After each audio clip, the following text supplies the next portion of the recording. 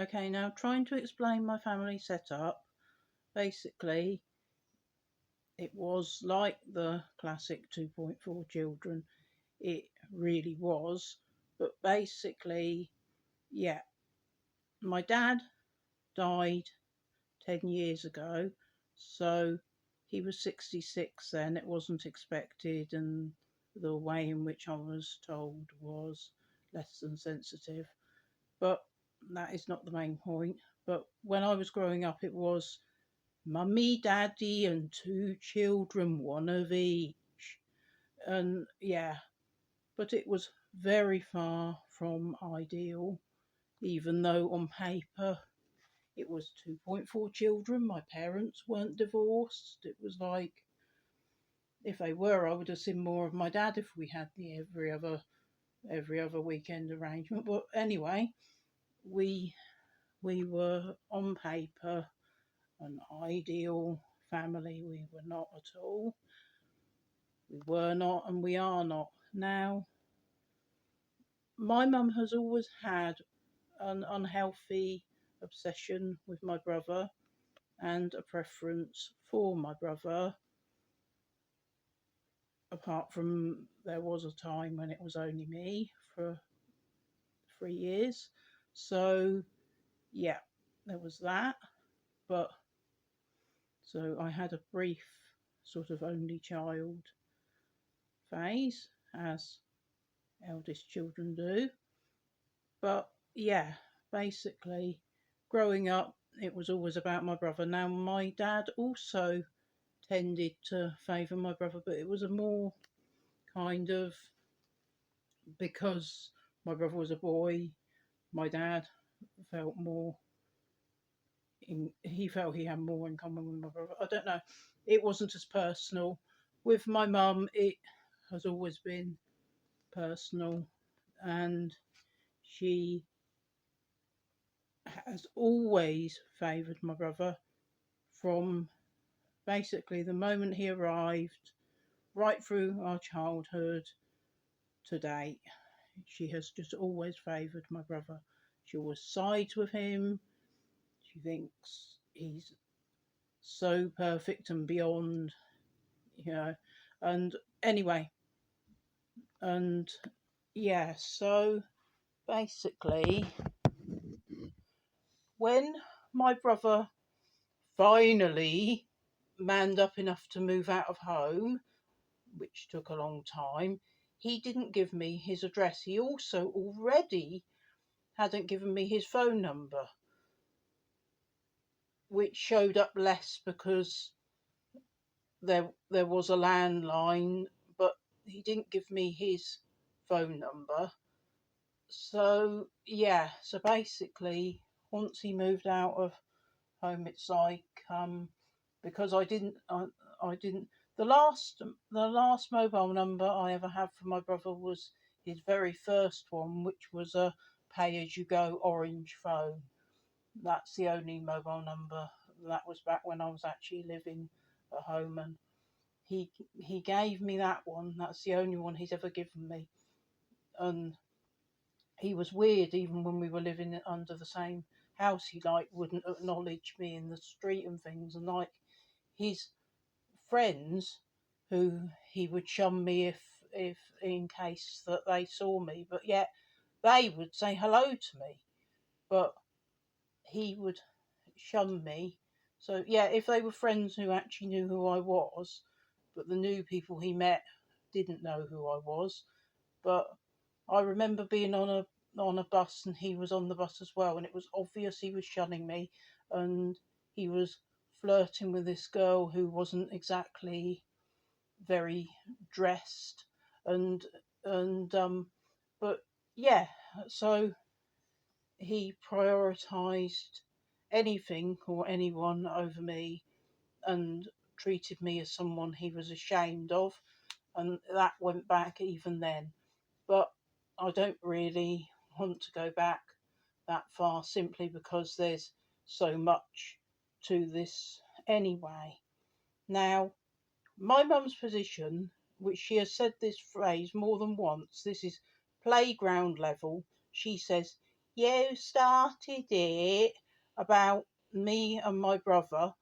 And her thing is that I started the tradition of not passing on my contact details. Well, basically, she always had my landline and mobile details, but both of them changed at different points, and I just didn't give her the new ones when I eventually got different numbers. And in fact, my Virgin landline number should have been the same, and Virgin told me that it was the same, but it ended up not being the same. So it got disconnected and reconnected, and when it got reconnected, it was a different number, but I used it as an opportunity to like reassess who had it. Now, so basically, she now doesn't have my numbers, but she did have even living here. Now, when I first moved away and the previous two addresses, they totally had those addresses, and my husband and carer, I not going to go that much into why we're at different addresses now. We are still together, but we're at different addresses.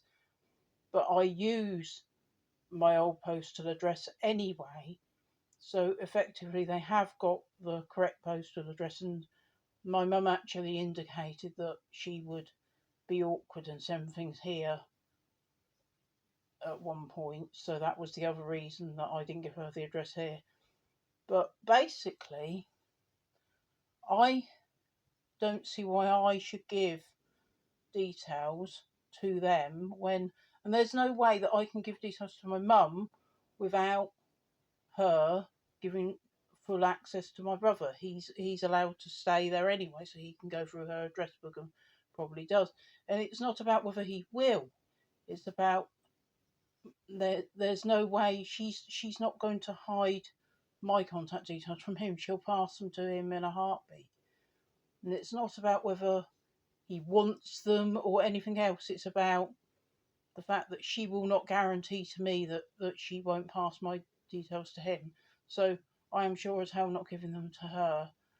And she has also instructed the whole wider family to shun me anyway. But yeah, so I have no address and no phone number for my own brother. There is no clear reason why I'm treated this badly. They come out with weird things like saying that I used to drink, which is really, really funny because it's so long ago that I used to drink, and they know I don't drink now, and that's the best they can come up with. And it's like most of my adult life, I haven't drunk.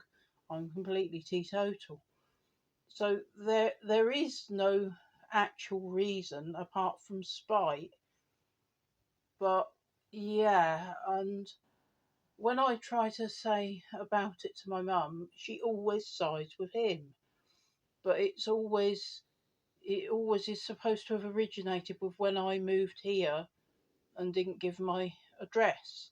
But that isn't the point at which it originated, because by then my brother had concealed his phone number for some time. The only reason he hadn't given me another address is because he didn't have one, because he carried on living at home and being mummy's boy for longer than average, shall we say. And he gets a different deal as well, because she always believed and taught me that once you leave home, that's it. There's no going back. But she didn't apply that at all to him, so she totally went back on it. And even when I was a child, when I used to talk about friends whose sisters moved in and moved out and things like that, she would literally say that she didn't agree with that. And I grew up thinking, no, I don't agree with that. And I essentially don't. I think once you move out, that's it. But it's like there was a circumstance where Colin said, would Paula be able to stay for a week? And she literally said, a whole week? And so it's pretty spiteful. And I wouldn't have stayed with her anyway. and I actually stayed with my father-in-law that week.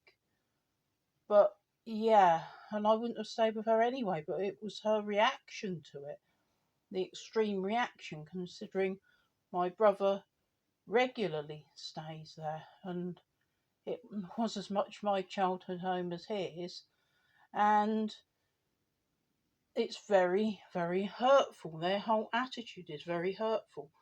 I do not know a single thing about my brother, and once when I was there, me and my husband were there, and I don't know, my mum wasn't expecting, but some girl turned up on the doorstep for my brother, and she didn't get invited in. And they sort of talked on the doorstep, and she left this present for him, and it was all done very, very mysterious, And then I'm thinking, well, if she was some sort of secret girlfriend I wasn't allowed to know about, and whatever. But put it this way, if I was in her position, I would think, well, there was a car there, I wasn't invited in, that must mean that she isn't someone they're proud to be associating with. So my brother can't be very proud of her, and you know, and it was a long time ago. He could be with someone totally different now. I don't know, but it was done in a mysterious way. I don't even know whether he's straight or gay. I don't know anything about my brother as an adult. And even when I used to go back and visit, I would say they were very, very strange. But there was this strange incident, and all you've got is piecing together strange incidents, and in the end you think, well, if they can't just be normal about things, what am I doing here? But yeah, so basically, my brother not giving his number predates me not giving my address. And as for my numbers when I was first here, my mum had them and used them for years. And she has still unofficially got my phone numbers and address anyway, which I kind of know really. But she hasn't got them officially, she's got them unofficially, so there's that. And I'm not very successful in telling this, but it will have to do for now. Thank you.